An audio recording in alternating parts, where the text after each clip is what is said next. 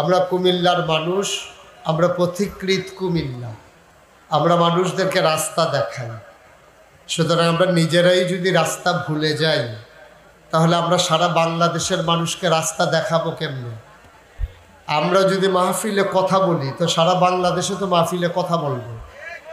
আমরা রাস্তা দেখাই, আমরা পথ হারাতে পারি না। কুমিল্লা এগুলো এগুবে বাংলাদেশ, এটা ছিল এতদিন স্লোগান, আজকে বাস্তবতা, ঠিক কিনা বলেন? সুতরাং চটকদার কোনো স্লোগানের দরকার নাই। আমরা প্রমাণ করে দেব যে আমরা বাস্তবতায় বিশ্বাসী। সুতরাং যারা কুমিল্লাবাসী আজকে কথা শুনতে এসেছেন, কোনোভাবেই আওয়াজ করা যাবে না। আমরা কথা শুনবো প্রাণ খুলে, মন ভরে, খরগোশের মতো কান খাড়া করে, মাছের মতো নিষ্পলক নয়নে আমরা কথা শুনবো ইনশাআল্লাহ। আল্লাহ যেন কবুল করে, সবাই পড়ি আমিন। সোশ্যাল মিডিয়ার সুবাদে আজকে বাংলাদেশের কথা গোটা বিশ্বে ছড়িয়ে পড়ছে। আমি আসার পরেই শুনতেছি বারবার আপনারা ক্যামেরাগুলোকে বন্ধ করিয়ে দিতে চান। ক্যামেরাগুলোকে বন্ধ করিয়ে দেওয়া যাবে না, বরঞ্চ এটা করা যাবে, ক্যামেরাম্যান যারা, তোমরা যারা মাঝে মাঝে দাঁড়াও, এই তোমার লেগে দুই কারবার হইছে, বসা। সবাই খুব খেয়াল করে আমরা কথা শুনবো ইনশাআল্লাহ। আল্লাহ যেন কবুল করে, সবাই পড়ি আমিন। জুড়ে, আরো জুড়ে। বন্ধুগণ, আল্লাহ তাবারক ওয়া তাআলা বড় আদর করে এই দুনিয়াতে আমাদেরকে মানুষ বানিয়েছেন। মানুষ করে বানানোর পরে তিনি আমাদেরকে প্রাণ দিয়েছেন। মনীষী বলেন, প্রাণ থাকলে প্রাণী হয়, মন না থাকলে মানুষ হওয়া যায় না। মশা যেমন একটা প্রাণী, মাছি যেমন একটা প্রাণী, গরু, ছাগল, জন্তু জানোয়ার, পশু পাখি সবাই যেমন প্রাণী, আমরাও প্রাণী। গরুর যেমন দুটা চোখ আছে, আমাদেরও দুটা চোখ আছে। গরুর যেমন কান আছে, আমাদের কান গরুর কানের চাইতে আরো ছোট, গরুর কান আমাদের চাইতে আরো বড়। কিন্তু গরু গরুই, আর আমরা মানুষ। আমরা মানুষের আকৃতি আছে, কিন্তু আমরা মানুষ হিসেবে গোটা বিশ্বে নিজেদেরকে পরিচিত করতে পারি নাই। এটা আমাদের জন্য লজ্জাজনক, দুঃখজনক। আপনি দেখবেন যে একটা কাক যদি কোথাও মরে যায়, কাক একটা পাখি, দেখবেন অসংখ্য কাক সমবেদনা জ্ঞাপন করার জন্যে সুখ সন্তপ্ত পরিবারের পাশে এসে দাঁড়ায়। কিন্তু আমরা মানুষ নামের কলঙ্ক, আমরা দেখলাম 2006 সালে 28শে অক্টোবর ঢাকা রাজধানীতে পিচ ডালা পথগুলোকে মানুষের রক্তে যারা রঞ্জিত করে দিল, শুধু তাই নয়, পৃথিবীর ইতিহাসে মানুষ দেখল লাশের উপরে একদল মানুষ নামের হায়না কেমন করে নৃত্য করে, ঠিক কিনা বলে? সুতরাং মানুষের কোয়ান্টিটি বেড়েছে, আমাদের কোয়ালিটির বিকাশ সাধন হয় নাই। গোটা বিশ্বে এখন 800 কোটি মানুষ, 250 কোটি মুসলমান, অথচ মনুষ্যত্বের বিকাশ ঘটে নাই। যদিও আমাদের অর্থনৈতিক সমৃদ্ধি অনেক ক্ষেত্রে এসেছে, আমাদের সোনের ঘরের গুলো জায়গায় আমাদের টিনের ঘর হয়েছে, টিনের ঘরের জায়গায় আমাদের বিল্ডিং হয়েছে, আমাদের একতলা ভবনের জায়গায় 10 তলা ভবন হয়েছে। আমরা আর্থিকভাবে উন্নতি হয়েছি। গোটা বিশ্ব আজকে গোটা বিশ্বকে বলা হয় গ্লোবাল ভিলেজ। আজকে গোটা বিশ্ব কম্পিউটারাইজড, কিন্তু অবাক বিশ্বয়ে মানুষ তাকিয়ে দেখলো মানুষ আজকে পশুর চাইতে নিকৃষ্ট, ঠিক কিনা বলে? 1500 বছর আগে নবী যখন দ্বীনের দাওয়াত দিয়েছিলেন, তখন মানুষগুলো হয়ে গিয়েছিল 2 ভাগ, একদল আল্লাহওয়ালা আর একদল শয়তানওয়ালা। একদল জানোয়ারের চাইতে নিকৃষ্ট, আর একদল ফেরেশতার চাইতে উত্তম।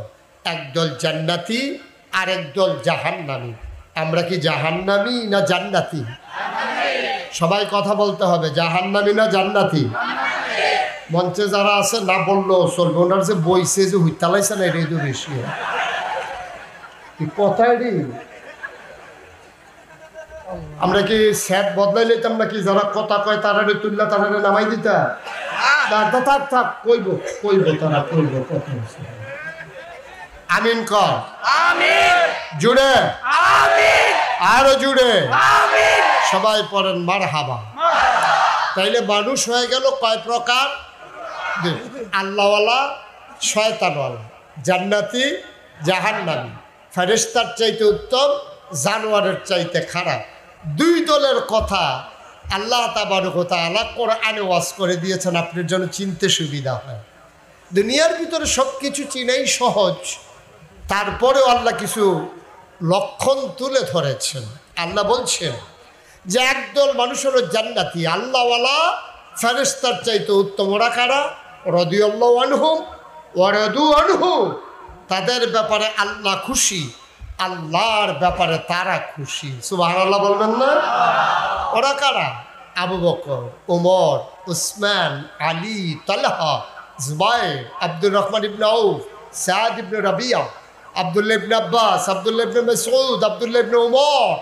এই মানুষগুলো ছিল জান্নাতি। সুবহানাল্লাহ বলবেন না? তারা ছিলেন গোটা পৃথিবীর জন্য মডেল, তারা ছিলেন উসওয়াতুন হাসানা, তারা ছিলেন আদর্শ। তারা পথ দেখিয়ে গিয়েছেন কেমন করে সভ্যতা বিনির্মাণ করা লাগে, কেমন করে মানুষ মনুষ্যত্বের বিকাশ ঘটানোর মাধ্যমে মানুষে পরিণত হয়, তারা শিখিয়ে গিয়েছিলেন। আর এই ধারাবাহিকতা শুরু করেছিলেন আপনার আমার নবী মুহাম্মদুর রাসূলুল্লাহ সাল্লাল্লাহু আলাইহি ওয়াসাল্লাম। ১৫০০ বছর আগে যারা এই দিন গ্রহণ করতেন, যারা এই দিনের পথে আসতেন, নবীজি তাদেরকে একটা মাদ্রাসায় ভর্তি করিয়ে দিতেন। মাদ্রাসার নাম ছিল দারুল আরকাম, নবীর জীবনের প্রথম মাদ্রাসা। আরকামের বাড়িটাকে তিনি প্রথম মাদ্রাসা বানিয়ে নিয়েছিলেন। তিনি দেখতেন কার ভিতরে কোন যোগ্যতাটা প্রবল। যখন দেখতেন যুদ্ধে পারদর্শী একটা মানুষ, তখন এই মানুষটাকে দেখা যেত যে তিনি তরবারি চালনা, তীরন্দাজি, বর্ষা নিক্ষেপ, তারপরে কুস্তি, এইসবে তিনি পারদর্শী করতেন। যাদেরকে দেখতেন মুখস্থ শক্তি ভালো, যে কোনো কথা মুখস্থ করে রাখতে পারে, তাদেরকে তিনি কোরআনের হাফেজ হিসেবে তৈরি করার জন্যে তাদেরকে ভর্তি করিয়ে দিতেন। যাদেরকে দেখতেন লিখনি শক্তি ভালো, তাদেরকে দায়িত্ব দিয়ে দিতেন ওহী লেখার জন্যে, যাদেরকে কাতেবে ওহী বলা হতো। আর হাফেজে কোরআন যাদের মুখস্থ শক্তি ছিল। এমন করে তিনি গোটা মানব জাতিকে তিল তিল করে ১৫০০ বছর আগে তৈরি করেছিলেন। বিদায় হজের ভাষণে তিনি যখন বললেন বাল্লিগু আন্নী ওয়ালাউ আয়া, তোমরা পৌঁছে দাও আমার কথাগুলো, যে কথাগুলো আমি বলেছি পৃথিবীর আনাচে কানাচে, উত্তর মেরু থেকে দক্ষিণ মেরু, প্রাচ্য থেকে পাশ্চাত্য, সব জায়গায় আমার কথাগুলো ছেড়ে দাও। অনেক সাহাবারা বাড়িতে যাওয়ারও সুযোগ পাননি, ঘোড়ায় চড়েছেন।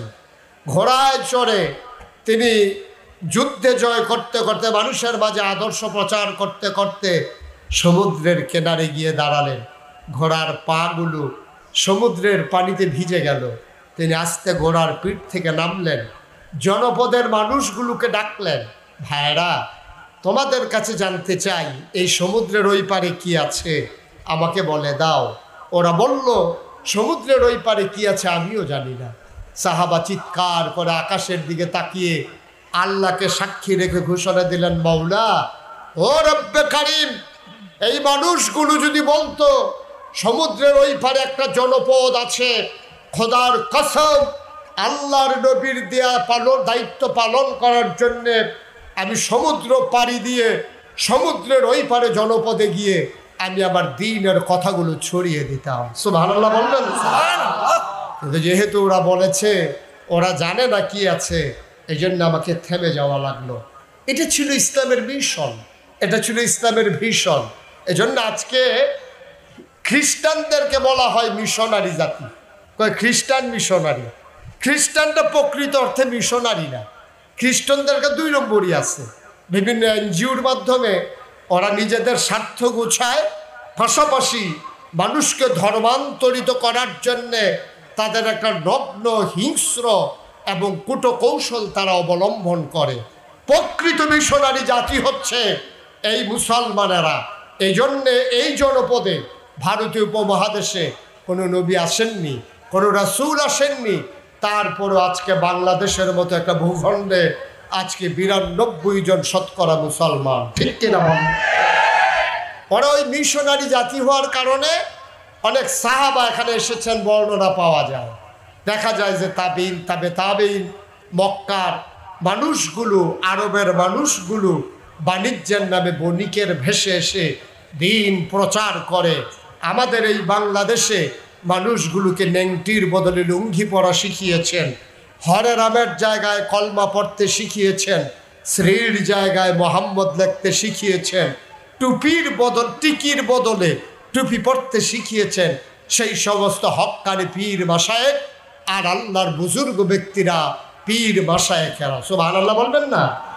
তারই ধারাবাহিকতায় আজকে এই 18 কোটির জনপদে, 56,000 বর্গমাইলের জনপদে, টেকনাফ থেকে তেঁতুলিয়া, রূপসা থেকে পাথুরিয়া, এই বাংলাদেশে আজও ইসলামের পতাকা যদিও পথ করে উড়ে না, কিন্তু ইসলামের সুমহান আদর্শ সেই মসজিদগুলোর মিনার থেকে বারবার আজানের ধ্বনি ভেসে আসে। এশার নামাজ পড়ে মানুষগুলো দুরূদ পড়তে পড়তে ঘুমোতে যায়। ফজরের আজান শুনলে আবার মানুষের ঘুম ভাঙে। এই জনপদে মানুষ মসজিদের শহর, মাদ্রাসার শহর, মাদ্রাসার দেশ, মক্তবের দেশ, কোরআনের দেশ, আলেম ওলামার দেশ এই বাংলাদেশ, ঠিক কিনা বলো? আমরা লক্ষ্য করে দেখেছি 1971 সালে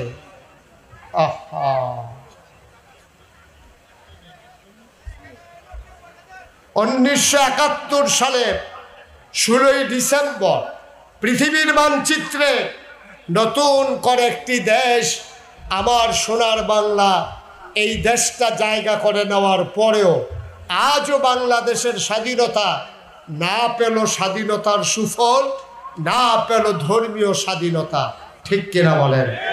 টিটকারি মস্কারার পাত্র হলো ওলামায়ে কেরাম, জেল জুলুম নির্যাতনের শিকার হলো ওলামায়ে কেরাম।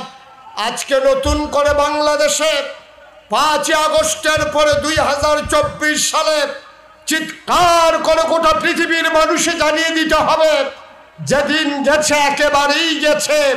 আজকে বাংলাদেশে ওলামায়ে কেরামের দিকে চোখ তুলে তাকানোর, টিটকারি মারার, মস্কারা করার দুঃসাহস আর কাউকে দেখাতে হবে না, ঠিক কিনা বলো?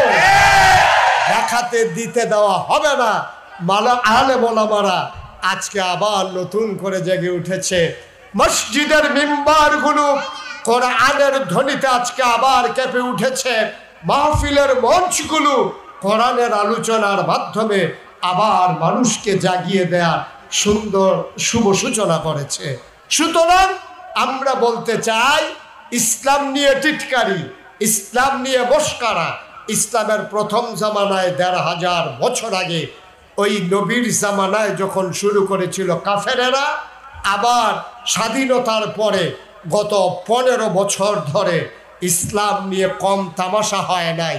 ইসলাম যারা প্রতিষ্ঠা করতে চায়, যারা আল্লাহর জমিন, আল্লাহর দিন দেখতে চায়, মিথ্যা ট্রাইব্যুনাল সাজিয়ে, মিথ্যা সাক্ষী সাজিয়ে, স্কাইপি কেলেঙ্কারির মাধ্যমে আমার দেশের যারা মাথার মুকুট, মাথার তাজ ওলামায়ে কেরাম ছিল, তাদেরকে মিথ্যা অজুহাতে ফাঁসি কাস্টে ঝুলানো হয়েছে, ঠিক কিনা বলো? আমরা দেখেছি এই বাংলাদেশে এই আলেম ওলামাদেরকে যখন সন্ত্রাসীরা, চুর গুন্ডা বদমাইশেরা বাংলাদেশের রাজপথে সিনা উঁচিয়ে হাঁটে, আর আমার দেশের ওলামায়ে কেরাম তখন জেলখানার ভিতরে অন্ধ প্রকোষ্ঠে তারা কেঁদে কেঁদে তাদের দিন কাটায়, ঠিক কিনা বলেন? সরকারের পতনের জন্যে, ইসলামের নতুন জাগরণের জন্যে যারা আজকে জানতে চায় তাদের অপরাধটা কি ছিল, আমি বলি একটা অপরাধী যথেষ্ট, একটা আলেমের এক ফোঁটা চোখের পানি আল্লাহর আরশ কাঁপিয়ে দেওয়ার জন্য যথেষ্ট, ঠিক কিনা বলো? আল্লাহর নবী যথার্থই বলেছিলেন, লা হিজাবা বাইনাহু ওয়া বাইনাল্লাহ, যার উপরে জুলুম করা হয়েছে তার মাঝে আল্লাহর মাঝে কোনো পর্দা নাই। ডাকটা দিতে দেরি, কবুল হতে দেরি নাই, আল্লাহ কবুল করে নিয়েছেন, ঠিক কিনা বল? বন্ধুরা আমার, ভাইরা আমার, ১৫০০ বছর আগে নবী যখন দ্বীনের দাওয়াত দিলেন, মানুষগুলা হয়ে গেল যখন দুই ভাগ, একদল আল্লাহওয়ালা আর একদল শয়তানওয়ালা। দুই দলের পরিচয় আল্লাহ তুলে ধরলেন। একদলকে বলে দিলেন রাদিয়াল্লাহু আনহুম ওয়া রাদু আনহু, তাদের ব্যাপারে আল্লাহ খুশি, আল্লাহর ব্যাপারে ওরা খুশি। আবার দ্বিতীয় দল কারা? যারা ইসলামের ওই আলোকে ফু দিয়ে নিভিয়ে দিতে চায়, যারা নবীর টিটকারি মারে মস্করা করে, সাহাবাদের রক্তে মক্কার মরু প্রান্তর যারা রক্তাক্ত করে দিয়েছে, যারা তাদের পথ চলাকে কঠিন করে দিয়েছে, কুসুমাস্তীর্ণ পথকে কণ্টকাকীর্ণ করে দিয়েছে, ওরা কারা? ওদের পরিচয় আমার আল্লাহ রাব্বুল আলামিন কোরআনুল কারীমে সুন্দর করে আবার তুলে ধরলেন। কোরআনে ঢোকার আগে মারদুদ শয়তান থেকে ফানাহ চাই, যিনি রহমান যিনি রাহিম, তার নামে চলো শুরু করি, সবাই পড়ি। আউযু বিল্লাহি মিনাশ শাইতানির রাজিম।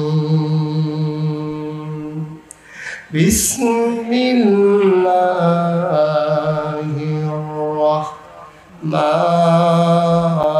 রাহমানির রাহিম।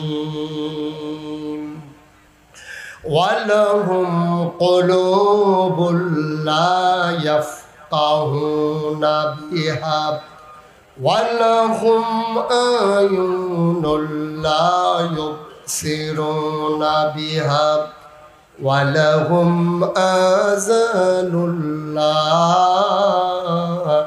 ইয়াসমাউনা বিহা উলাইকা কাল আনআম বাল হুম আদাল। আল্লাহ বলেন, শুনো শুনো শুনো, দুনিয়ার ভিতরে একদল মানুষ আছে, ওয়ালাহুম কুলুবুল লা ইয়াফকাহুনা বিহা, আল্লাহ তাদেরকে মন দিয়েছেন, মনের ভিতরে সঠিক বুঝ দেন নাই, মন আছে বুঝে না। ওয়ালাহুম আয়ুনুল লা ইউবসিরুনা বিহা, তাদের চোখ আছে তারা দেখে না। ওয়ালাহুম আযানুল লা ইয়াসমাউনা বিহা, তাদের কান আছে তারা শুনে না। আমরা বলি আল্লাহ এটা আবার কেমন মানুষ? মন আছে বুঝে না, চোখ আছে দেখে না, কান আছে শুনে না, এটা আবার কেমন মানুষ? আল্লাহ কয়, আমি কি বলছি নাকি মানুষ?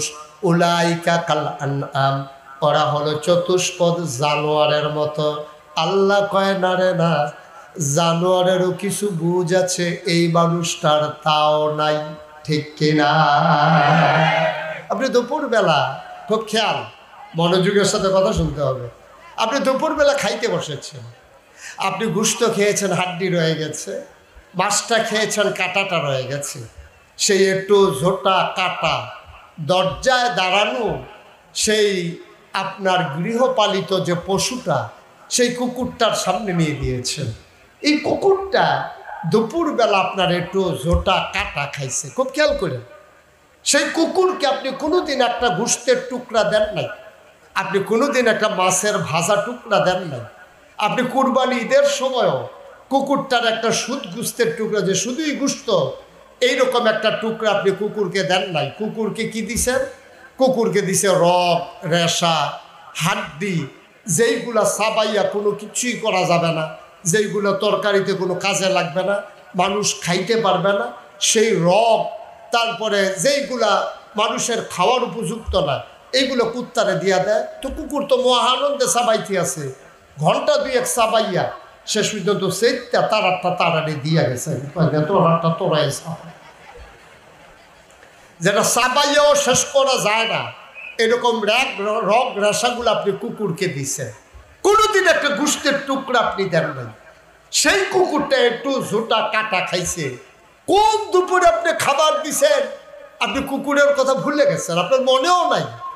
অথচ মাঝ রাতে আপনার যখন ওয়াশরুমে যাওয়া দরকার, আপনি দরজা খুলে বের হয়েছেন, আপনার অ্যাটাচড বাথরুম নাই, আপনি গরিব মানুষ, বাড়ির আঙ্গিনায় বাড়ির ঘাটায় আপনার টয়লেট, আপনি দরজা খুলে বদনা নিয়ে হাতে নিয়ে যখন বের হয়েছেন, আপনি তাকাইয়া দেখেন নিকৃষ্ট কুকুরটা আপনার ঘরের দরজায় বসে আছে। দরজা খোলার শব্দে আপনার পাশে এসে কু কু করে গা ঘেঁষে দাঁড়ায়। আপনি যেন কুকুরটারে মনের আনন্দে প্রশ্ন করেছেন, এই সব ঘুমিয়ে পড়েছে, পাখিগুলো আপন নিরে, গরুগুলো গোয়াল ঘরে, শিশুরা মায়ের বুকে মুখ রেখে ঘুমায়, প্রিয়তম স্বামী প্রিয়তমা স্ত্রীকে নিয়ে ঘুমায়, তোমার ঘুম নাই? কুকুরকে আপনি জিজ্ঞেস করেছেন, কুকুরটা কু কু করে আপনাকে জবাব দিছে, আপনি বুঝেন নাই। কুকুর কি বলছে জানেন? কুকুরটা আপনারে বলে দিয়েছে, মালিক আমার, আমি তো নিমক হারাম না, আমি যার নিমক খাই তার গুণ গাই, আমি আপনার নিমক খেয়ে বড় হয়েছি, আপনার হাড্ডি কাটা ঝোটা এইগুলা খাই আমি জীবন ধারণ করেছি। আজকে এখন যদি মাঝরাতে আমি ঘুমিয়ে পড়ি, বাড়িতে চোর আসবে, বাড়িতে ডাকাত আসবে, বাড়ির সম্পদগুলো লুণ্ঠন করবে, এই জন্য আমি রাত উনি উপকার করতে হয়েছে, রাত জেগে জেগে আমি এই ঘরটাকে পাহারা দিতেছি, যেন চোর ডাকাত আপনার শত্রু যেন আপনার অনিষ্ট করতে না পারে। খেয়াল করেন, নিকৃষ্ট কুকুর, জানোয়ার, যেটার কুত্তা কুত্তা করে দৌড়ান দেয়, এই কুকুরকে জীবনে আদর করে কেউ কিচ্ছু খাইতে দেন নাই। সেই কুকুরটা একটু জোটা কাটা খাইয়া আপনি মালিককে ভুলে নাই, রাত জেগে জেগে কুকুরটা আপনার ঘরটা পাহারা দিতেছে। সুবহানাল্লাহ বলবেন না? মুসলমান, কুত্তায় তার মালিক চিনল, রাত জেগে জেগে মালিকের ঘর পাহারা দিল। তোমার আল্লাহ গরু জন্তু জানোয়ার ছাগল পশু বানায় নাই, তোমারে আমার আল্লাহ মানুষ বানিয়েছে, আখির জামানার নবীর উম্মত বানিয়েছে, তোমার উপাধি দিয়েছে আশরাফুল মাখলুকাত। কুত্তায় তার মালিক চিনল, তুমি মানুষ, তোমারে আল্লাহ কি না দিছে? তোমারে তো আল্লাহ একটা কুকুর বানাই ফেললে পারত, তিনি তো তা করলেন না, তোমাকে মানুষ বানাইলেন। তোমার মাথার উপরে আকাশ দিলেন খুঁটি ছাড়া, জমিন দিলেন সমতল করে, পাহাড় দিলেন ওই দুনিয়ার পেরেগের মাথা করে। তুমি যদি বলো কোন পাহাড়, খাগড়াছড়ি, বান্দরবন, রাঙ্গামাটি, ময়নামতি, ক্যান্টনমেন্ট, ঘুরে ঘুরে দেখো ওই যে পাহাড়ের সারি, এইগুলা পাহাড় না, এইগুলা পৃথিবী স্থিতিশীল করে দেওয়ার জন্য আল্লাহ যে পেরেক বেড়েছেন, ওই পাহাড়গুলো হলো পেরেগের মাথা। বলো সুবহানাল্লাহ। কি না দিল তোমার আল্লাহ? এক নম্বরে তোমার মানুষ বানাইল, আকাশ দিল খুঁটি ছাড়া, জমিন দিল সমতল করে, পাহাড় বানাইল পেরেগের মাথা করে, কুলু কুলু বেগে বয়ে যাওয়া নদী দিল, নদীর ভিতরে পানি, পানির ভিতরে মাছ, নদীর কিনারে গাছ, গাছের ভিতরে ফুল, ফুলের পরে ফল, নারিকেল গাছের মাথায় ডাব, ডাবের ভিতরে শরবত, আখের ভিতরে রস, সব তোমার আল্লাহ দিল। তোমার মানুষ বানাইল, তোমার নিরাপদ আশ্রয়ের জন্য ঘর বানাই দিল, তোমার কামাই রোজগারের জন্য সন্তান বিদেশ পাঠাইল, সেই বিদেশি সন্তান তোমার জন্য আরামের কম্বল পাঠাইল। ফজরের আজান পড়ে গেল, মসজিদের মিনার থেকে মুয়াজ্জিন ডেকে বলে, হাইয়া আলাস সালাহ, হাইয়া আলাল ফালাহ, আসসালাতু খায়রুম মিনান নাওম। তোমার এমন করে ডাকলো, তুমি কম্বল মুড়ি দিয়া ঘুমাইলা। কুত্তায় রাত জেগে জেগে তার মালিকের ঘর পাহারা দেয়, আর তোমাকে আল্লাহ বলে দিলেন ঘুমাও, নাক ডেকে ঘুমাও, আরামের ঘুম ঘুমাও। ফজরের আজান শুনলে জেগে উঠো, তুমি তাও পারলাম না, তুমি ঘুম থেকে জাগতে পারলা না, নাক ডেকে ঘুমাইলা। আল্লাহ কয় উলাইকা কাল আনআম, ওরা চতুষ্পদ জানোয়ারের মতো। আল্লাহ কয় না বাল হুম আদাল, এটা জানোয়ারের চাইতে আরো নিকৃষ্ট। যেই মানুষটা সারা রাত ঘুমানোর পরে ফজরের সময়ে জাগতে পারল না, জুহরে মসজিদে গেল না, আসর গেল খেলতামাশায়, মাগরিব গেল চায়ের স্টলের আড্ডায়, আশার নামাজ গেল আরাম করতে করতে, আল্লাহ কউলাইকা কালানাম, ওরা চতুষ্পদ জানোয়ারের মতো। আল্লাহ কয় না বারহুম আদাল, এটা জানোয়ারের চাইতে আরো নিকৃষ্ট, ঠিক কিনা?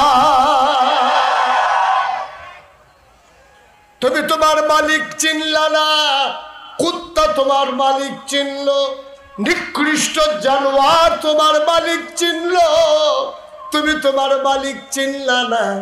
ও মুসলমান, নাম মুসলমান হওয়া যত একেবারে স্বাভাবিক, কিন্তু ঘোষণা দিয়ে দেওয়া ইন্নানি মিনাল মুসলিমিন, আমি মুসলমানের মাঝ থেকে একজন, কোয়ান্টিটি নয় কোয়ালিটি দিয়া, শুধু নামে নয় বৈশিষ্ট্য দিয়া, সুকুমার বৃত্তি লালনের মাধ্যমে, পশু প্রবৃত্তি দমনের মাধ্যমে আজকে বাংলাদেশ শুধু নয় গোটা বিশ্বের বুকে মানুষের মতো মানুষের বড় অভাব। আজকে তাহজিবুল উম্মাহ ফাউন্ডেশনের আজকের এই মাহফিল থেকে 1 নম্বরে সিদ্ধান্ত নিতে হবে, আমরা মানুষের মতো মানুষ হতে চাই, ঠিক কিনা? আমরা মানুষের মতো মানুষ হতে চাই। ১,৫০০ বছর আগে মানুষ বানানোর জন্যে নবী এসে যেমন ওই দারুল আরকাম মাদ্রাসার নাম দিয়া একদল সোনার মানুষ তৈরি করে দিয়েছিলেন, কুমিল্লার উপকণ্ঠে এই জনপদে তাহজিবুল উম্মাহ ফাউন্ডেশনের প্রতিটি মাদ্রাসা ওই নবীর আদর্শ অনুসরণ করে আমাদের সন্তানগুলোকে, কোমলমতি বাচ্চাগুলোকে, মুসলমানের সন্তানকে মুসলমান বানানোর জন্য এই তাহজিবুল উম্মাহ ফাউন্ডেশন ভূমিকা রাখবে, এটাই আমাদের প্রত্যাশা, ঠিক কিনা বলো? এটাই আমাদের নিজেদের চাওয়া, যে লক্ষ্য নিয়ে তাহজিবুল উম্মাহ ফাউন্ডেশন প্রতিষ্ঠা হয়েছে, যে লক্ষ্য নিয়ে হিফজুল কোরআন মাদ্রাসা প্রতিষ্ঠা হয়েছে, যেই লক্ষ্য নিয়ে দাখিল মাদ্রাসা তার কার্যক্রম চালিয়ে যাচ্ছে, একটাই লক্ষ্য, মানুষ বানানো। নবী পাঠানোর একটাই দায়িত্ব, মানুষকে মানুষ বানানো। ওই জুমার খুতবা একটাই কাজ, মানুষকে মানুষ বানানো। আজকের এই মাহফিল একটাই লক্ষ্য, মানুষকে মানুষ বানানো। বক্তব্য, মাদ্রাসা, কিন্ডারগার্টেন প্রতিষ্ঠা, যা কিছু দেখো, ইসলামটা বছর এই বাংলাদেশ স্বাধীন হলো, কিন্তু আজও শতকরা ৯২ জন লোক মুসলমানের দেশে। আমরা কি দেখি? গত কয়েক বছর আগে আপনাদের নিশ্চয়ই মনে থাকার কথা, ঢাকা ইউনিভার্সিটির এক প্রফেসর, এটা কিন্তু চারটিখানি কথা না, ঢাকা ইউনিভার্সিটির প্রফেসর মানে এটা অটো চালায় না, রিক্সা চালায় না। আপনি মনে করেন না হয়তো অটো ড্রাইভার, রিক্সা ড্রাইভার, হ্যাঁ অনেক লেখাপড়া করে ঢাকা ইউনিভার্সিটির প্রফেসর হয়েছে। ঢাকা ইউনিভার্সিটিতে একটা ছেলে চান্স পাওয়া, এটাই তো বিরাট ব্যাপার। তারপরে সে ঢাকা ইউনিভার্সিটির প্রফেসর, বিরাট বড় বুদ্ধিজীবী। এখন সেই লোক কি বলছে আপনাদের মনে আছে কি না জানি না, এটা নিয়ে সুরগুর গেছিল তখন। সেই লোক একদিন বলতেছে এক সেমিনারে, যারা পর্দা করে, এই যে আজকে আমাদের মেয়েরা যারা বুরকা পেল, ছেলেরা তো পাগড়ি পাইছে, তো মেয়েরা আর পাগড়ি দিয়ে কি করবে, এই জন্য বুরকা দেওয়া হয়েছে, পর্দা। সুবহানাল্লাহ বলবেন না? এই যে মেয়েরা যারা হাফেজা হয়েছে তাদেরকে আমরা আমাদের মহিলা শিক্ষিকার মাধ্যমে তাদেরকে বুরকা পরিয়ে দেওয়া হয়েছে, সম্মান সূচক তাদেরকে হিজাব পরিয়ে দেওয়া হয়েছে। সুবহানাল্লাহ বলবেন না? এখন এই বাংলাদেশে সেই লোক ঢাকা ইউনিভার্সিটির প্রফেসর এক সেমিনারের ভিতরে কনফারেন্স হলে হাজারো মানুষের সামনে সে ঘোষণা দিছে, যারা পর্দা করে, বুরকা পরে, হিজাব লাগায়, নেকাব লাগায়, ওইসব মেয়েরা ঢাকা ইউনিভার্সিটিতে পড়ার দরকার নাই। আর আস্তে কর নাউজুবিল্লাহ, বাইক গিয়া কইবেন নাউজুবিল্লাহ, তাইলে সকলটা লইয়া কইতেন পারবেন। আরো জোরে কর নাউজুবিল্লাহ, সব মরহুম লইয়া দেখা, পুরো শরীর লাড়া দিয়ে জোরে আওয়াজ করে কইবেন, বলেন নাউজুবিল্লাহ। তা এই যে লোকটা, সে কিন্তু মুসলমানের সন্তান, সে কিন্তু তার আব্বাও মুসলমান, তার মাও মুসলমান, সেও ইসলামের অনুসারী, কিন্তু সে কি কথাটা বলল? যারা বুরকা পরে, পর্দা করে, হেজাব লাগায়, মেকআপ লাগায়, তারা ঢাকা ইউনিভার্সিটিতে পড়ার দরকার নাই। এটা কি আপনারা মানেন? এটার সাথে কি আপনারা একমত? এই যে গোলাম মাওলা ফারুকি ভাই, বিশিষ্ট আলেমী, ওনার মেয়ে মনে করেন ঢাকা ইউনিভার্সিটিতে চান্স পাইল, তো ওনার মেয়ের উনি পর্দায় বড় করছে, হাই স্কুলে পড়াইছে পর্দায়, মনে করেন কলেজে পড়াইছে পর্দায়, এখন ওনার মেয়ে ঢাকা ইউনিভার্সিটিতে চান্স পাইছে, তাহলে ওনার মেয়ে পর্দা করে কেন? এই দোষে তিনি ওনার মেয়েকে ঢাকা ইউনিভার্সিটিতে পড়াইতে পারবেন? এটা তো ঠিকই আছে নাকি? কথা বলা ঠিক আছে? এটা এটা আপনারা একমত যে হ্যাঁ পর্দা করে আরো গেছি, কিন্তু তাই একটা মহিলা মাদ্রাসাতে ভর্তি হয়ে নিব, তাই ঢাকা ইউনিভার্সিটিতে কি কাজ? তাই পর্দা করে যখন একটা মহিলা মাদ্রাসায় পড়বো, তাই ঢাকা ইউনিভার্সিটিতে পড়ার দরকার নাই। এটাই কি আমরা একমত নাকি? এটা ঢাকা ইউনিভার্সিটি মুসলমানের সম্পত্তিতে, মুসলমানের জমিনের উপরে প্রতিষ্ঠা হয়েছে। এই ঢাকা ইউনিভার্সিটির কর্মচারী থেকে শুরু করে ভিসি পর্যন্ত তাদের বেতন হয় আপনার আমার রক্তের টাকায়, ঠিক কিনা বলেন? আবার রিক্সা শ্রমিক, খেটে খাওয়া জনতা, যার যতটুকু আয়, ওরা যখন নিত্য প্রয়োজনীয় পণ্যগুলো ক্রয় করে, এই 15% যে ভ্যাট চলে যায় সরকারের খাতায়, সেই টাকা দিয়া ঢাকা ইউনিভার্সিটির প্রফেসরের বেতন হয়। সেই প্রফেসর শতকরা 92 জন লোক মুসলমানের দেশে, যেই দেশে হাক্কানিয়া পীর মাশায়েখ আলেম ওলামারা নেংটির বদলে লুঙ্গি পরা শিখিয়েছে, হরে রামের জায়গায় কলমা পড়তে শিখিয়েছে, সেই দেশে আজকে বাংলাদেশের মতো জায়গায়, যেই দেশ মসজিদের দেশ, যেই দেশ বক্তব্যের দেশ, মাদ্রাসার দেশ, যেই দেশ টুপিওয়ালার দেশ, সেই মুসলমানের দেশে যারা ওই ইসলামের ফরজ বিধান পর্দার বিরুদ্ধে কথা বলল, আমি সেদিন স্পষ্ট করে বলে দিয়েছিলাম, এই বাংলাদেশে ঢাকা রাজধানীতে শীততাপ নিয়ন্ত্রিত কক্ষে বসে পুলিশ পাহারায় ইসলামের বিরোধিতা করা সহজ, পাল্লা কুমিল্লার জমিনে এসে বলো পিঠার চামড়া নিয়ে ঢাকা যাওয়া যাবে না।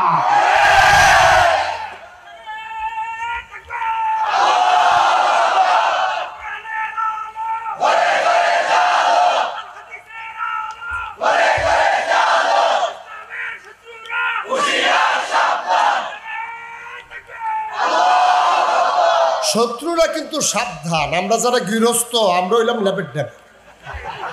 শত্রু খুব সাবধান।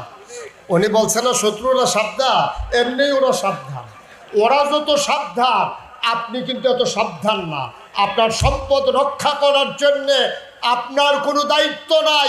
যারা আপনার সম্পদ লুণ্ঠন করতে চায়, ওরা সাবধানতার সাথে খুব বুদ্ধি খাটাইয়া আপনার সব কিছু নিয়ে যাচ্ছে, ঠিক কিনা? আফসোস, এই বাংলাদেশকে একটা দারিদ্র পীড়িত দেশ পেয়ে পশ্চিমা বিশ্বের যারা অর্থনীতিবিদ, তারা গবেষণা করে দেখেছে তাদের দেশের ভিতরে দাম্পত্য জীবন নাই, পারিবারিক বন্ধন নাই। তাদের সংসারগুলো 15 দিন, 20 দিন, 1 মাস, 6 মাসের বেশি টিকে না। তারা গবেষণা শুরু করে দিল, মুসলমানের দেশে 30 বছর বয়সে বিয়ে হয়েছে, বেড়ার বয়স 70, বেডির বয়স হয়েছে 60, 40 বছর ধরে সংসার করতে আছে তারা, কিন্তু তাদের সংসার ভাঙে না। আর আমরা 15 দিন 20 দিন লাস্টিং করে না। কারবারটা কি? গবেষণা কইরা তারা চিন্তা করে দেখলো একটাই কারণ, তার নাম ইসলাম। সুবহানাল্লাহ বলবেন না? কারণ এই বাংলাদেশের পুরুষগুলো, মহিলাগুলা, তারা বিবাহ বহির্ভূত সম্পর্ককে যেমন ঘৃণা করে, পাশাপাশি তারা বিশ্বাস করে আমার ভাগ্যে যাকে রেখেছে এটা কালো হোক আর ধলা হোক, খাটো হোক আর লম্বা হোক, এটাই আমার স্বামী। তিনি সুন্দর হোক আর কুৎসিত হোক, দাঁতগুলো পরিপাটি হোক আর ওঁচা নেচা হোক, তিনিই যেহেতু আমার স্বামী, তাকে নিয়ে আমার সংসার করা লাগবে। এই মহিলা পর্দা ছাড়া ঘরের বাইরে যায় না, বাড়ির আঙিনায় যায় না। এখন ওরা ওই পশ্চিমা বিশ্বের যারা ফ্রি মিক্সিংয়ে বিশ্বাসী, যারা মানুষগুলোকে ধ্বংস করে দিতে চায়, মুসলমান জনপদকে ধ্বংস করে দিতে চায়, তারা চিন্তা করে দেখলো আমাদের মেয়েরা সংসার করতে পারে না, কারণ তারা অসংখ্য পুরুষের সাথে মিশে। আর বাংলাদেশের মেয়েরা সংসার করতে পারে এই জন্য, যেহেতু তারা একজন স্বামী পাইলে আলহামদুলিল্লাহ বলে বিশ্বাস করে নেয়, এটা তারা ইসলামের একটা বিধান মনে করে। এই কারণে বাংলাদেশের সংসারগুলো ভাঙে না। তারা চিন্তা করলো কেমন করে ভাঙন সৃষ্টি করা যায়, এই চিন্তা করে তারা তাদের বুদ্ধিমতো ওই যে আমরা গরিব, আমাদেরকে ধনী বানানোর লোক দেখাইয়া তারা বিভিন্ন এনজিওর মাধ্যমে আমাদের দেশে পরিকল্পনা নিল, আমাদেরকে পুনর্বাসন করবে, আমাদের গরিব মানুষকে ধনী বানাবে, আমাদের যারা খেটে খাওয়া মানুষ তাদের সচ্ছল বানাবে। এই কথা বলে বিভিন্ন এনজিও ব্যাপক প্রচারণা শুরু করলো। কম সুদে সহজ শর্তে আমাদেরকে ঋণ দেওয়া হবে। এখন বেড়ায় যখন ঋণ আনতে গেছে, অফিসও গেছে, পরে অফিসারে কয় কি লিখাইছে, কয় যে আপনারা বলে ঋণ দেন, আমি গরিব মানুষ, রিক্সা কিনতাম পারলে কোনো মতে কামাই কইরা চিন্তা করছি টাকাটা কিস্তি আকারে দিয়ে দেবো। কয় ভাই, এটা সিদ্ধান্ত হয়েছে ঋণ পুরুষের হাতে দেওয়া হবে না, ঋণ দেওয়া হবে মহিলাদের হাতে। ঠিক কিনা? প্রতিটা এনজিও ইউনিয়ন পর্যায়ে, উপজেলা পর্যায়ে ঋণগুলো দেয় আপনার মহিলাদের হাতে। যেই মহিলা জীবনের বাড়ির ঘাড়াত যায় নাই, জীবনে বাড়ির আঙ্গিনা ছেড়ে যায় নাই, বেশিতে বেশি হইলে ডাক্তার দেখাইতে গেছে, সেই মহিলার ঋণের নাম দিয়া আইনা সেটা উপজেলার থেকে, এই গ্রাম থেকে শহরে আনছে, শহরে অফিসারের কাছে নিছে, অফিসারে কইছে টিপসই দেন, ওর অফিসার টিপসই দিতে গেছে বেডি, বুড়া বেডি, জীবনে ঘরেতে বাড়িছে না, বেডির তো শৈল কাঁপতে আছে, বেডি টিপসই দেয় এক জায়গা, পরে গিয়ে আরেক জায়গা। তখন এই অফিসারে আইয়া সেটা বেডির হাতো দইরা হেবিটি টিপসই দেওয়ার আগে হেতে হেবিটির হাতো দইরা টিপ দেওয়াইতে আছে। ঠিক কিনা কও? কথা না ঠিক কিনা? এই মহিলার পর্দা শেষ, এই মহিলার বাড়ির আঙ্গিনা শেষ, এই মহিলার ধ্বংস শেষ করে দিছে এই মহিলারে। এখন সংসারগুলো আজকে ভাঙনের পথে। আমরা স্বাবলম্বী হচ্ছি, আমরা ধনী হচ্ছি, কিন্তু আমাদের ইসলামী কৃষ্টি কালচার থেকে আমাদেরকে দূরে সরিয়ে দেওয়া হচ্ছে।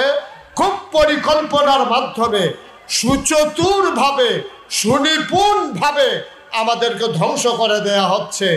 আমার মেয়েদেরকে আজকে বোঝানো হচ্ছে, ছেলে যদি হুন্ডার পিছনে দুই দিকে দুই পা দিয়ে বসতে পারে, মেয়ে বসতে পারবে না কোন দুঃখে।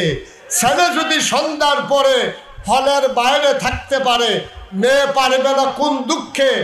একদল নাস্তিক মুরতাদ মুসলমান নামের কলঙ্ক আমার এই সমাজকে ধ্বংস করে দেওয়ার জন্যে আজকে আমার মেয়েগুলাকে, আমার মায়েদেরকে আজকে রাস্তার ভিতরে নারী স্বাধীনতার নামে বের করতে চায়। ঠিক কিনা বলো? তারা বুদ্ধি দিচ্ছে, কয় বেডিয়ায় তোমরা কি এত বোকা হইছো? আগিলা দিন আছে বেড়াইতে সারাদিন ঘুরতে পারবো, তুমি খালি ঘরে বইয়া থাকবা। এবারও যাবো, তুমিও যাবে, এবারও যাবো মসজিদে, তুমি যাবা মার্কেটও। এই বেডিরে ফার্ম দিছে, বেডিরে ফার্মে ধরছে। এই যে কি ফার্মটা যে দিছে, শিয়ালে মুরগি রেছে, কত তো একটা মনে পড়ছে, ওই শিয়ালে ফার্ম দিছে মুরগিরে। মুরগির আরে শিয়াল কইতাছে, এই আমরা দি সারা রাত রাস্তায় রাস্তায় ঘুরি, তোরা গিয়ে আতালো ডুবস কীর্তি, তোরাও রাস্তায় রাস্তায় ঘুরবি। তো মুরগিরা চিন্তা করো, কথা তো ঠিক, শিয়াল যদি রাস্তায় রাস্তায় ঘুরতে পারে তা আমরা পারি না। এখন মুরগিরা সবাই মিলে মিছিল বের করছে, মুরগির স্বাধীনতা চাই, আমরা খোয়ারের ভিতরে আবদ্ধ থাকতে চাই না, আমরা রাজপথে ঘুরতে চাই।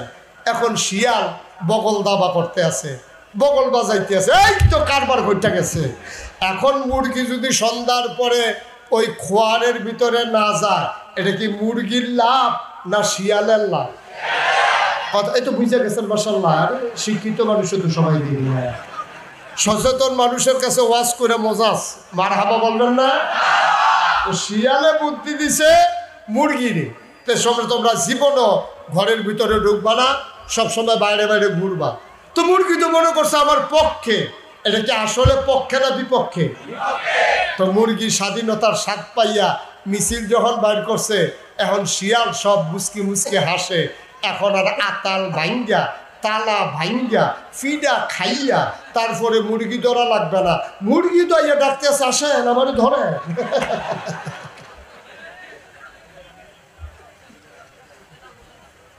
ঠিক কিনা কন? এখন শিয়াল মুরগির পক্ষে যখন বিবৃতি দেয় তখন বুঝতে হবে কুসকুস কালা হয়। ঠিক কিনা কন?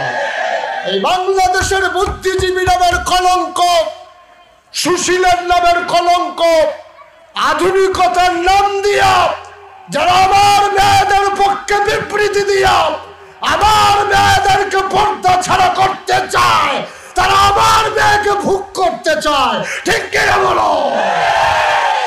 তারা আমার মেয়েদেরকে স্বাধীনতার নামে, তারা আমার মেয়েদেরকে দুনিয়ার সর্বশেষ তার সর্বোচ্চ সম্মানটুকু তারা কেড়ে নিতে চায়। শিয়াল যেমন মুরগি ধরে ধরে খেতে চায়, আমার দেশের বুদ্ধিজীবী নামের যারা কলঙ্ক তারা ওই মেয়েদেরকে ঘর থেকে বের করে তাদের ভোগের সামগ্রী বানাতে চায়। ঠিক কিনা বলো? তো রেজাল্ট তো পেয়ে গেছে, রেজাল্ট তো পাইছে। আপনাদের মনে নাই সেই কথা? টিএসসিতে 31st নাইটের নামে ছেলেদের সাথে মেয়েরা যখন বের হলো, মেয়েটারে শেষ পর্যন্ত আরেক বেটার লুঙ্গি খুললে ভাই তেমন লাগছে। হ্যাঁ, জামা কাপড় যা কিছু আসিল সব খুলে ফেলছে ছেলেরা। কারণ 31st নাইটে রাত্রে 12টার পরে টিএসসির সামনে ওই হায়নার পশুদের মতো মানুষগুলোর সামনে মেয়েরা যখন অবাধভাবে মিশতে গেছে, মেয়েরা স্বাধীনতার প্রকাশ ঘটাইতে গেছে, ছেলেরা তাদের উপরে হায়নার মতো ঝাঁপিয়ে পড়েছে। ইসলাম 1500 বছর আগে সেই বিধান দিয়ে দিয়েছে, না এইভাবে অবাধ বিচরণ নয়। এর মানে এই না আমি মুশতাক ফয়েজি মেয়েদের লেখাপড়ার বিপক্ষে না। আমার মেয়ে ডাক্তার হওয়া লাগবে, আমার মেয়ের অবশ্যই ডাক্তার হওয়া লাগবে। কারো কোনো নারীর যদি সন্তান সম্ভব নারীর সিজার লাগে, মেয়েরা যদি ডাক্তার না হয় তাহলে সিজার যদি কোনো পুরুষে করে এটা মোটেও সুন্দর হয় না। তো মেয়েরা লেখাপড়া না করলে ডাক্তার হবে কেমনে? এই জন্য মেয়েদের লেখাপড়া দরকার। আমার মেয়ে ডাক্তার হবে, আমার মেয়ে নার্স হবে, আমার মেয়ে উচ্চপদস্থ কর্মকর্তা হবে, আমার মেয়ে দেশ বিনির্মাণে ভূমিকা রাখবে। বিশ্ব চরাচরে যা কিছু চিরকল্যাণকর অর্ধেক তার করিয়াছে নারী, অর্ধেক তার নর। পৃথিবীর ইতিহাস এমন করেই রচিত হয়েছে, যা কিছু সুন্দর, যা কিছু কল্যাণকর পুরুষের যেমন ভূমিকা আছে নারীরও ভূমিকা আছে। আমার নবী যখন যুদ্ধের ডামাডোল বাজিয়ে যুদ্ধের ময়দানে যেতেন, নারীরা তাঁবুর ভিতরে থেকে সেই অসুস্থ রোগীদের সেবা শুশ্রূষা করতেন। সুবহানাল্লাহ বলবেন না? যুদ্ধের মতো কঠিন জায়গায় নারীদের ভূমিকা ছিল ইসলামের প্রথম যুগে। ইসলাম সেটাকে স্বীকৃতি দিয়েছে। ইসলাম শুধু স্বীকৃতি দেয় নাই, ইসলাম বাস্তবায়ন করে দেখিয়েছে। নবী যুদ্ধের ময়দানে আর মহিলাদেরকে, মহিলা যোদ্ধা যারা তাদেরকে লাগিয়ে দেওয়া হলো ওই অসুস্থ রোগীদের সেবা করার জন্যে। কোনো জায়গায় মেয়েদেরকে পিছিয়ে রাখার সুযোগ নাই। কিন্তু এর মানে এই না মেয়ে স্বাধীনতার নামে মেয়েদেরকে উলঙ্গ করে, অর্ধ উলঙ্গ করে ওই হায়নার মতো পশুদের সামনে ছেড়ে দেওয়ার পক্ষে আমরা না। ঠিক কিনা বলেন? তোমার মন চাইবে অবাধ ফ্রি মিক্সিং করবা, এটা ইসলাম সমর্থন করে না। তার জন্যই আজকে তাহাজিবুল উম্মা পরিবার আমার মেয়েদেরকে যেন সুশীল বানানো যায়, ভদ্রা বানানো যায়, আমার মেয়েরা যেন পর্দায় অভ্যস্ত হয়, সেই জন্য তারা মহিলা শাখা খুলে সেখানেও মেয়েদেরকে হাফেজা আলেমা বানানোর জন্যে শুভ সূচনা করে পরিকল্পনা মাফিক তাদের পথ চলা শুরু করে দিয়েছে। আমরা তাদের সকল ভালো কাজগুলো, যে কাজগুলো তারা আঞ্জাম দিচ্ছে, আমরা তাদের সকল ভালো কাজগুলোর সাথে আমরা একসাথে আছি, একীভূত আছি ইনশাআল্লাহ। ঠিক কিনা বলেন? কথা বলেন ঠিক কিনা? সেই কথাগুলো বলছিলাম। ওই নারীর লেখাপড়ার আমি বিপক্ষে না, আমি পক্ষে। আমার নারী কলেজে পড়বে, ইউনিভার্সিটিতে পড়বে, মেডিকেলে পড়বে, তবে আমার মেয়ে পড়বে পর্দার ভিতরে থেকে। ঠিক কিনা বলেন? বেপর্দায় না পর্দায়? কথা বলে না, বেপর্দায় না পর্দায়? আমার মেয়ে পড়বে পর্দার ভিতরে থেকে। মুসলমান খেয়াল করে দেখো আল্লাহ কিভাবে সামঞ্জস্যশীল করেছেন, কেমন করে চেক অ্যান্ড ব্যালেন্স করেছেন। এই পৃথিবীটাকে কেমন করে স্থিতিশীল করে দিয়েছেন।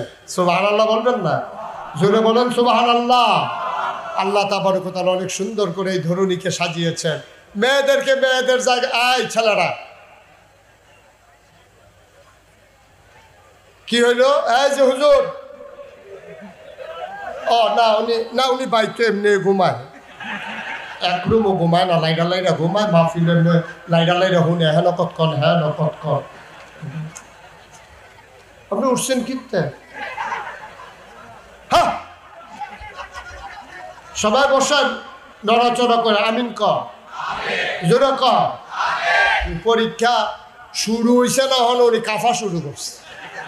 কতটা একটা মনে করছে কইলিতা এক ফলায় যে পরীক্ষা দিতে গেছে, পরীক্ষা দিতে গিয়া পরীক্ষার আগে দিতে এই ক্লাসরুমও টুলো বই বয়ে কাঁপতে আছে। তো ফ্লোর হইল ফাঁকা আর টুল হইল কাঠের। এই কাঠের টুল ফ্লোরের ভিতরে ঘষা খেলে দেখবেন ঠোঁটঠড়ি আওয়াজ হয়। তো হাতে যেমন কাফে আওয়াজ শুনলে হেডমাস্টার স্যারে ক্লাসরুমও গেছে, গিয়ে সেটা দেখে যাবে কাঁপতে আছে, তার টুলটা বেড়াইয়া কাঁপতে আছে। স্যারে কয় তুমি কাঁপো কেন? কয় স্যার কাঁপি না স্যার। করে দেখি তোমার কাঁপার আওয়াজ শুনলে আমি আইলাম। কয় যে না স্যার। করে দেখি ওহনো তুমি কাঁপতে আসো। কয় স্যার ওহনো কাঁপতে আসি নাকি? এই কথা কইয়াতে কাঁফা থামানোর লেগা সামনের বেঞ্চের ভিতরে আগ দিয়া বইছে, যে দেখি কাঁফাটা আমি থামে। ওহ বন্যাটাও কাঁপে, দরুন্যাটাও কাঁফা আরও বাড়ছে। তা স্যারে কয় যে আরে তুমি এমনি কাঁপতেছো কেন? কয় স্যার কাঁফি না তো স্যার। আরে আমি দেখি তুমি কাঁফো। কয় স্যার কাঁফার কি দেখছেন? কয় কাঁফা কোন সময় শুরু হইব? কয় প্রশ্নটা এত দিলে না, দেখবেন কাঁফা কারে কয়।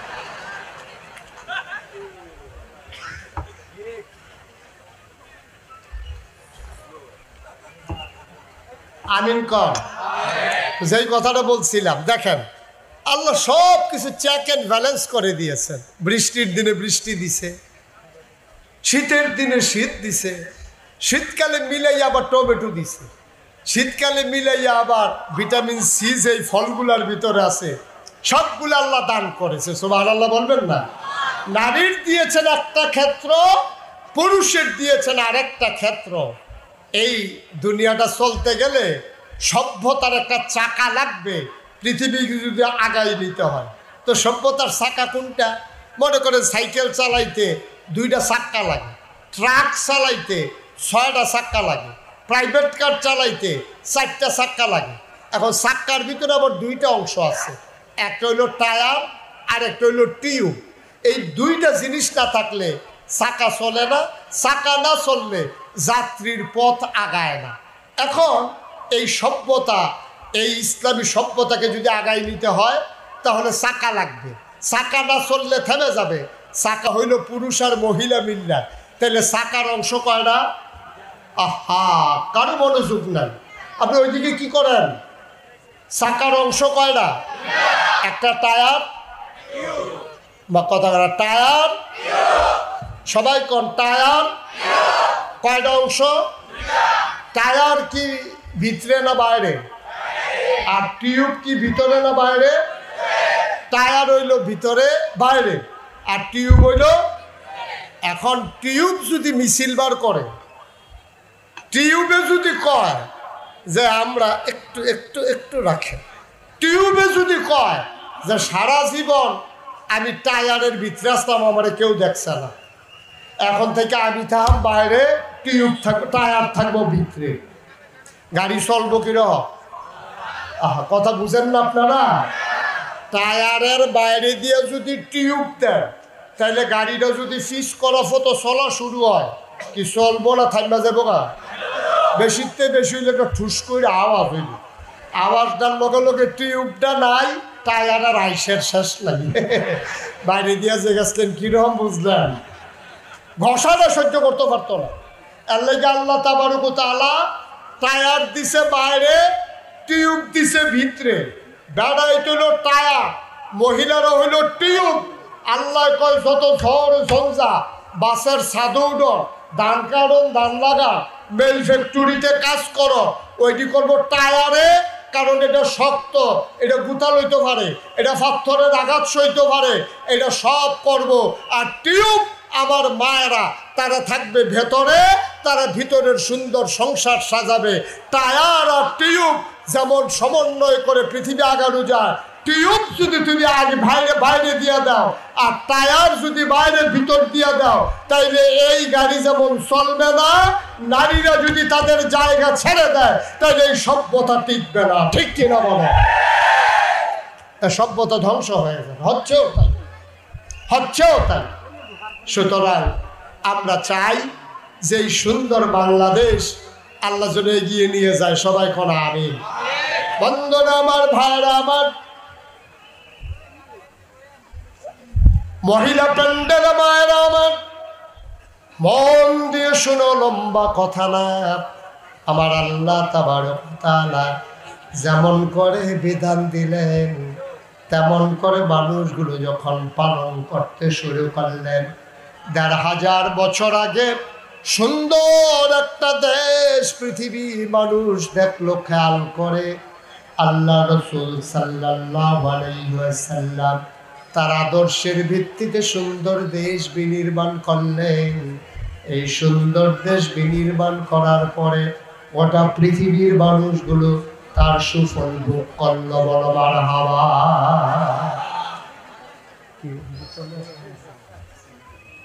আচ্ছা, ঠিক আছে। আল্লাহ তাবারক ওয়া তাআলা আজকের এই মাহফিলের মাধ্যমে এই দিনের কথাগুলো শোনার, নিজেদের ভিতরে একটা চেতনা জাগ্রত করার,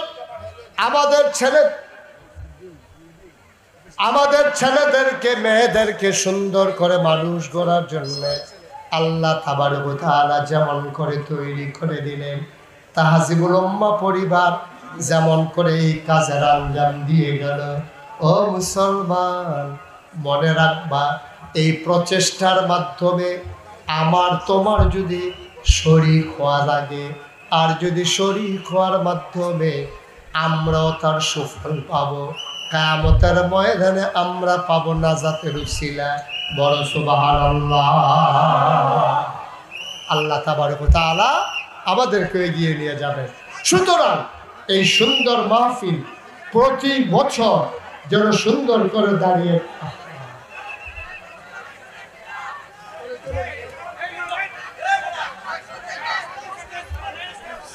যে ঠিক আছে, একটা চেয়ার দেন নাকি? হ্যাঁ মাহবুব, চেয়ার দিতে হবে, একটা চেয়ার দেন।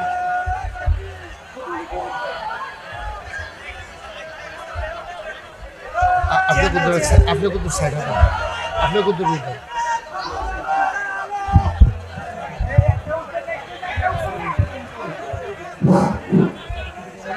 লিল্লাহি তাকবীর, আল্লাহু মুফাসসিরের আগমন, শুভেচ্ছা স্বাগতম, আমাদের রাসূলের আগমন, শুভেচ্ছা স্বাগতম, আল্লামা তাফসীর হুজুরের আগমন, শুভেচ্ছা স্বাগতম, শঙ্কর খানের আগমন, শুভেচ্ছা স্বাগতম, আল্লাহর নবীর আগমন, শুভেচ্ছা স্বাগতম, সম্মানিত তাওহীদি জনতা, একটা সামনে দেন, সামনে দেন।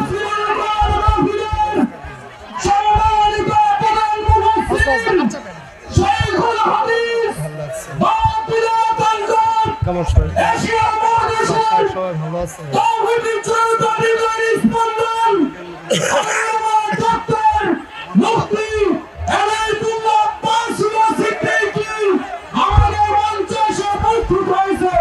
সবাই বলছে আলহামদুলিল্লাহ।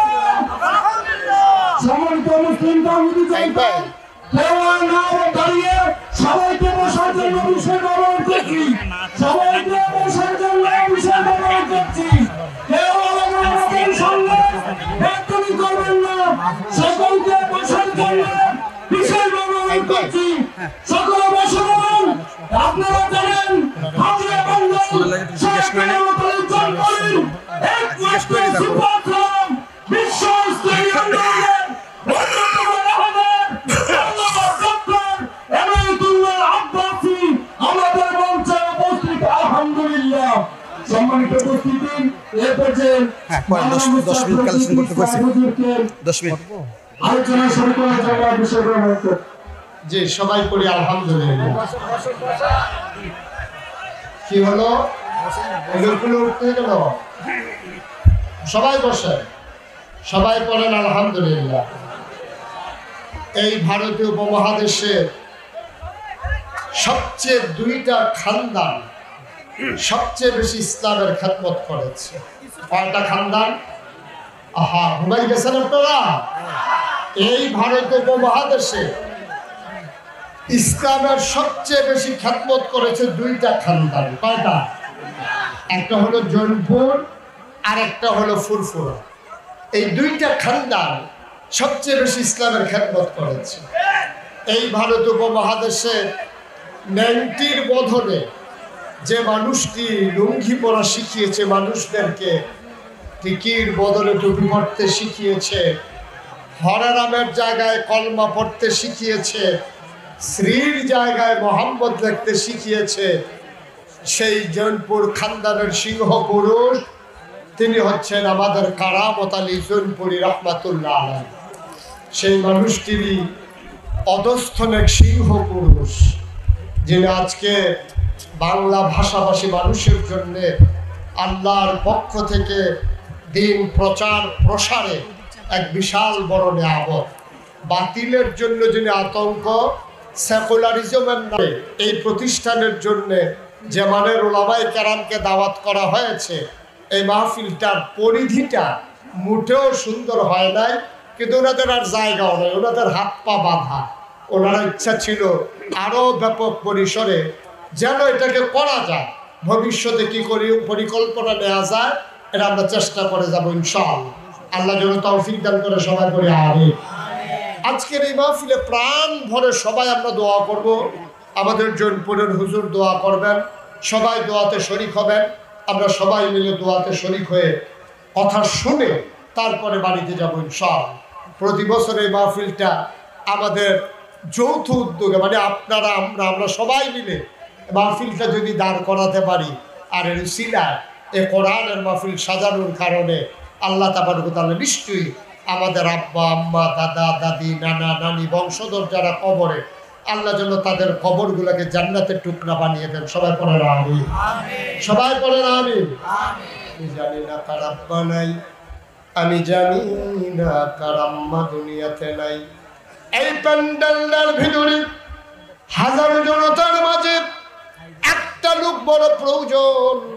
হুজুর দোয়া করে দেন সামনের বছর বিশাল পরিধি নিয়ে এই সুন্দর মাহফিলটা যেন আয়োজন করা যায়। এই মাহফিলের আয়োজনের লক্ষ্যে সামনের বছর প্রচার প্রসারে যে পোস্টারগুলো হুজুর করা লাগবে, সকল পোস্টারগুলোর খরচ আমি আমার আব্বার নামে আমার আম্মার নামে দিয়ে দিতে চাই। এই প্যান্ডেলের ভিতরে একটা লোক চাই যে হুজুর দোয়া করে দেন সামনের বছর মাহফিলের পোস্টারে যে খরচটা আসবে ইনশাল্লাহ আমি দিয়ে দেবো। আছেন একজন? পারবেন? পারবেন একজন? একটা লোক দরকার, দেরি করা যাবে না। হুজুর বসে আছেন, কথা বলবেন অনেক। হ্যাঁ, মঞ্জু আসেন, সামনে আসেন। আমার অত্যন্ত কাছের মানুষ, নাগাইশ দরবার শরীফ মজলিসের সুর আর অন্যতম সদস্য, এই জনপদের